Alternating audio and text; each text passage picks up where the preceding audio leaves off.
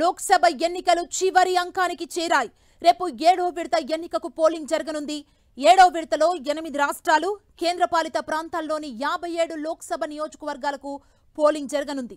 ఉత్తరప్రదేశ్ 13, పంజాబ్ 13, హిమాచల్ ప్రదేశ్ 4, బీహార్ 8, బెంగాల్ 9, చండీగఢ్ 1, జార్ఖండ్ 3, ఒడిశాలో 6 లోక్సభ స్థానాలకు పోలింగ్ నిర్వహించనున్నారు. దీనికోసం ఎన్నికల సంఘం అన్ని ఏర్పాట్లు చేస్తోంది.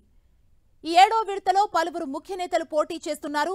వారణాసి నుంచి ప్రధాని మోదీ పోటీ చేస్తుండగా, బారాముల్లా నుంచి ఒమర్ అబ్దుల్లా, మండి నుంచి కంగనా రనౌత్, గోరఖ్పూర్ నుంచి నటుడు రవికిషన్, అమీర్పూర్ నుంచి కేంద్ర మంత్రి అనురాగ్ ఠాకూర్, పాటలీపుత్ర లోక్సభ నియోజకవర్గం నుంచి మీసా భారతి పోటీలో ఉన్నారు. జూన్ 1న పోలింగ్, జూన్ 4న ఎన్నికల ఫలితాలు రానున్నాయి. ఇప్పటికే 6 విడతల్లో 486 లోక్సభ స్థానాలకు పోలింగ్ ముగిసింది.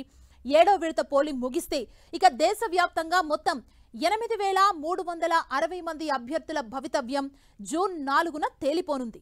ఈ సార్వత్రిక ఎన్నికల్లో 751 రాజకీయ పార్టీలు పోటీ పడ్డాయి.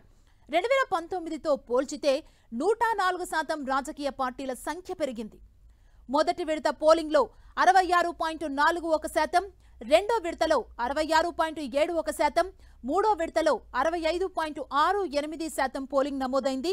నాలుగో విడతలో 69%, ఐదో విడతలో 62.20%, ఆరో విడతలో 63.37% పోలింగ్ నమోదైంది. ఇక 7వ విడత ఎన్నికల పోలింగ్ పైనే అందరి దృష్టి ఉంది. ఇది పూర్తయితే జూన్ 4న ఫలితాలు ఒకసారి వెలువడతాయి.